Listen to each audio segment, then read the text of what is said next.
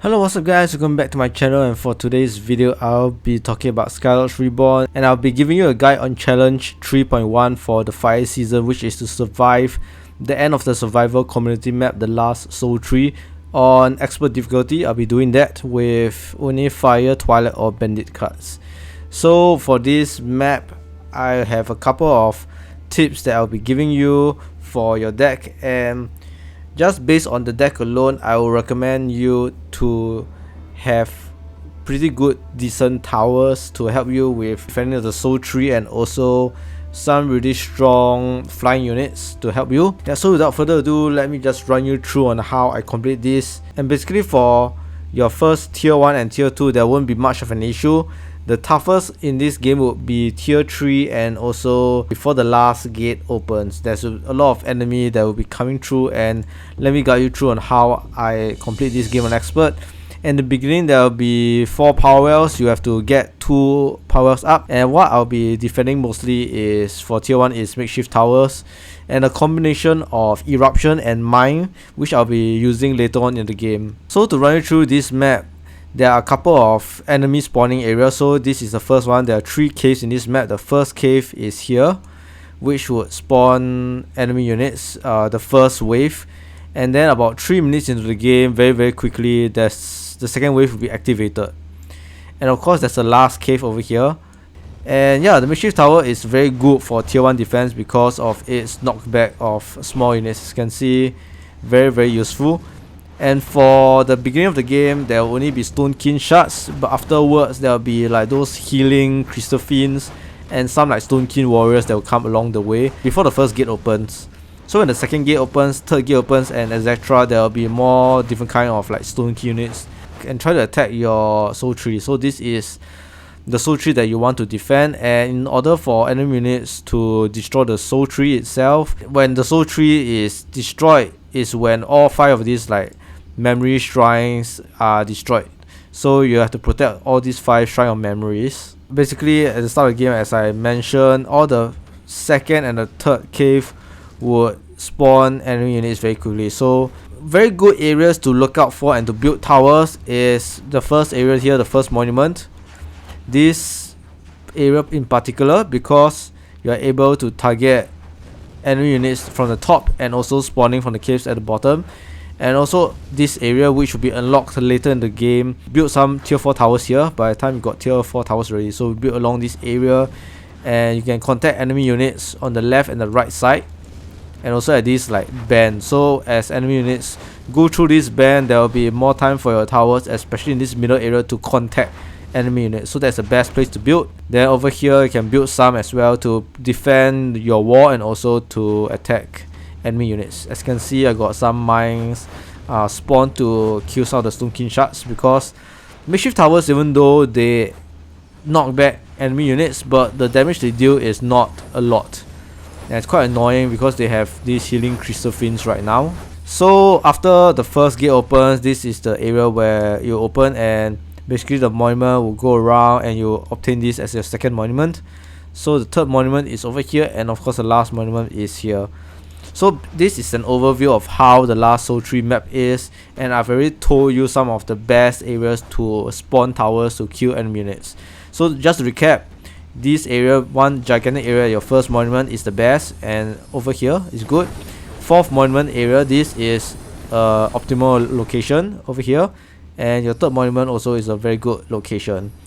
The reason why I want to build a lot of towers around the monument area is because later in the game, your monument and power wells might be attacked by enemy units or flying units.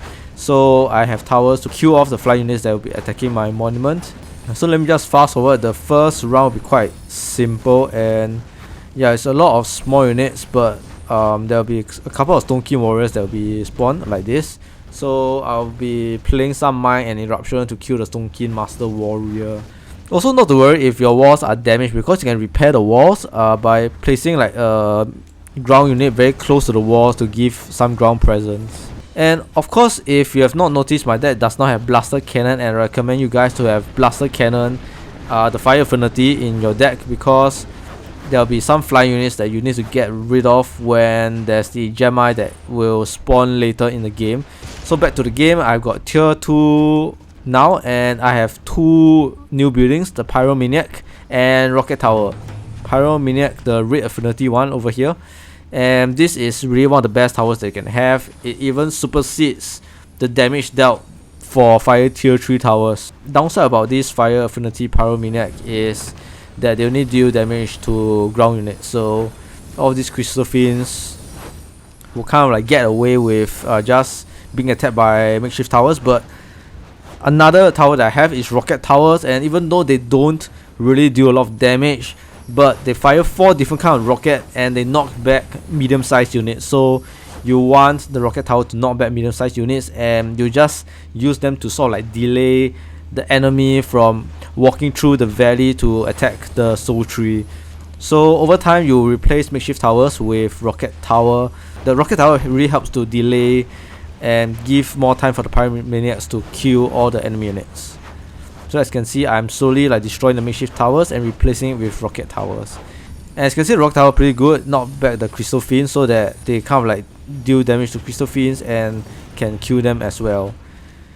So basically for tier 1 and tier 2, I would say there's not much of a trouble until you reach the tier 3. When the second gate opens, then you have tier 3, which means that stronger units will spawn and there'll be problems with attacking flying units.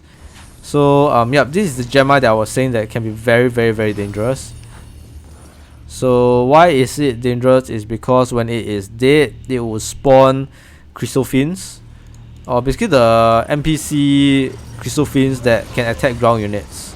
So yeah, Stonekin crystal fiend.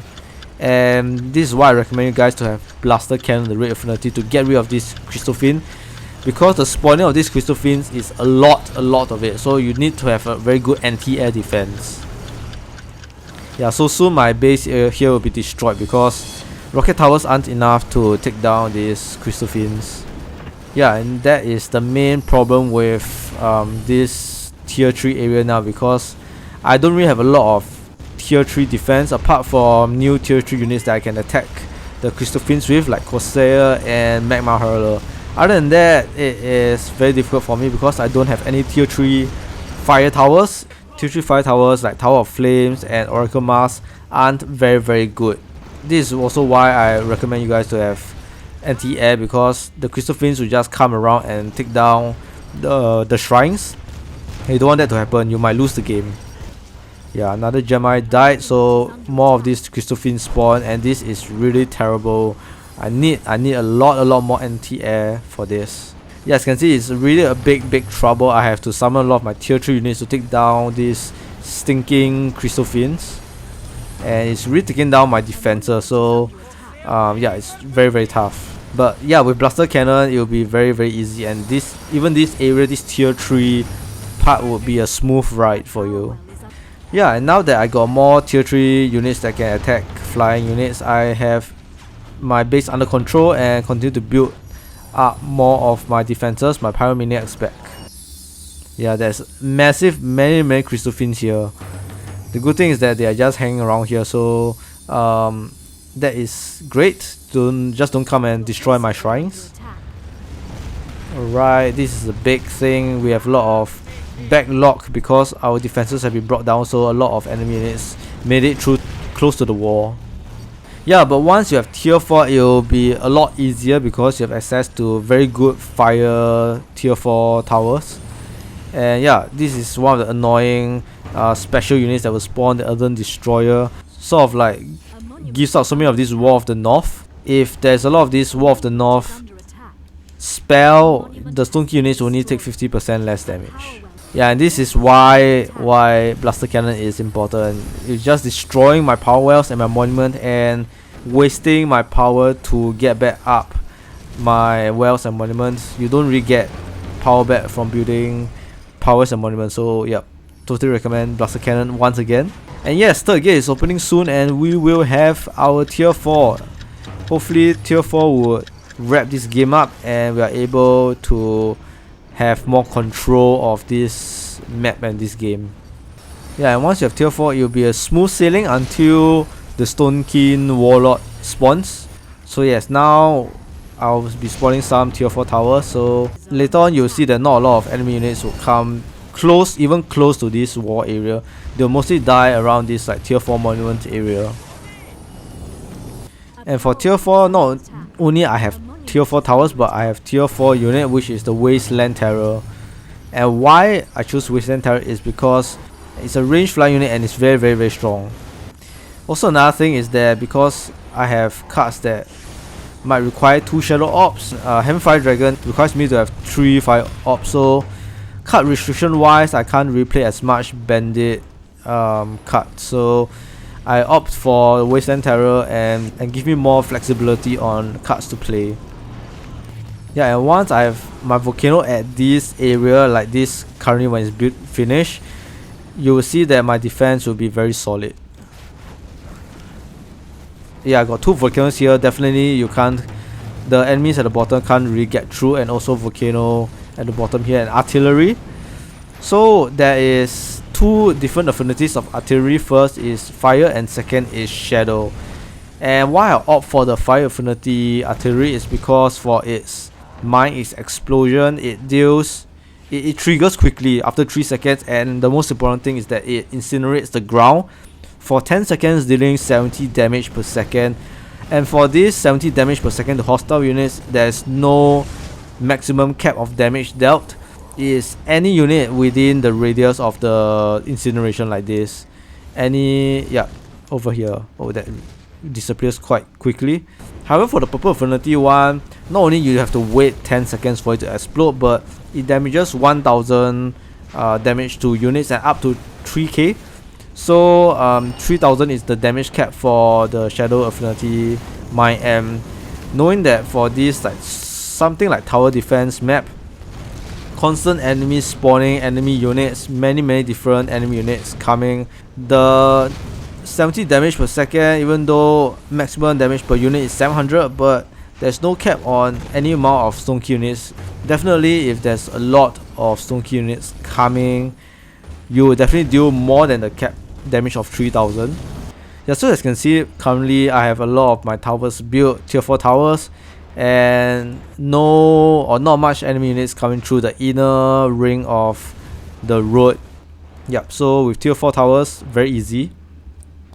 However, just now you've seen that my power wells got attacked. It is because of this Stonekin warlord, and this will be the major pain for you until the last boss. And why is the major pain is, as you can see, when the Stonekin warlord walks past your power wells and monument, it will summon a couple of ice tornadoes, and these ice tornadoes can destroy your power and monument and even your towers in between. As you can see, my rocket tower is getting destroyed, so you have to kill this Stonekin warlord quickly, and also to monitor your power wells and monument to repair them quickly. If not, you have to keep rebuilding your ops. Yeah, as mentioned here, very good area for towers. And the good thing about Volcano, the fire affinity one, is its rage ability. The longer it attacks, the more damage it will deal. So with constant spawning of enemy units, my Volcano will always have the lava sea and always be at max damage output wherever it is. But over the bottom here, third cave, keeps spawning Stonekin units. There's a lot of footsteps walking, a lot of enemy units walking here, so non-stop attacking for my Volcano is a good sign.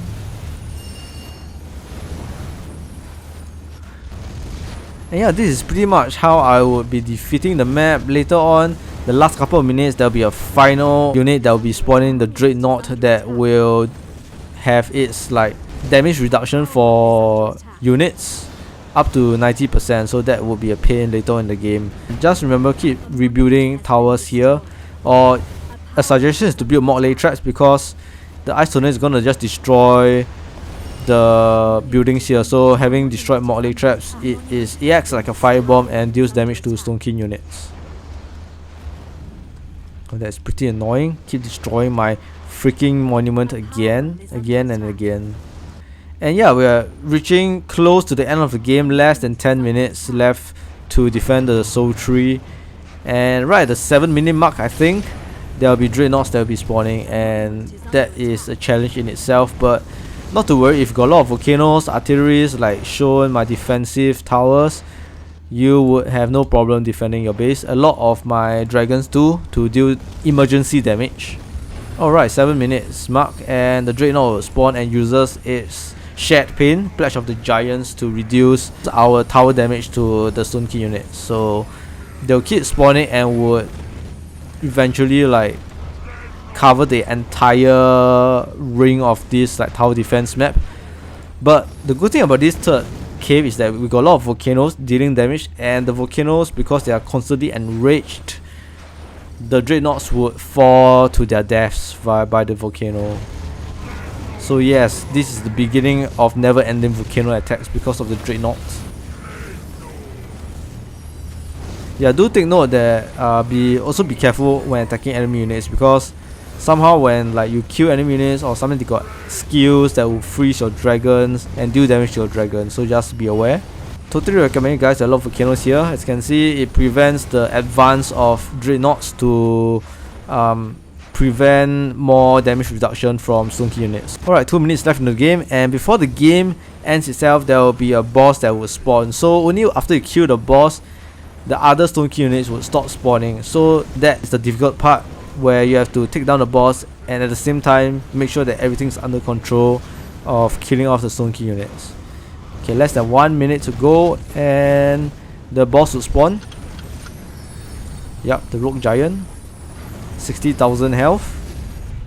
Alright, so for the Rogue Giant, I recommend you to trap the Rogue Giant with your dragons, because when the dragon attacks extra large units, the melee ground units would stop to attack the dragon. So recommend to attack the Rogue Giant over here, because you have a lot of tier 4 volcanoes and tier 4 artilleries.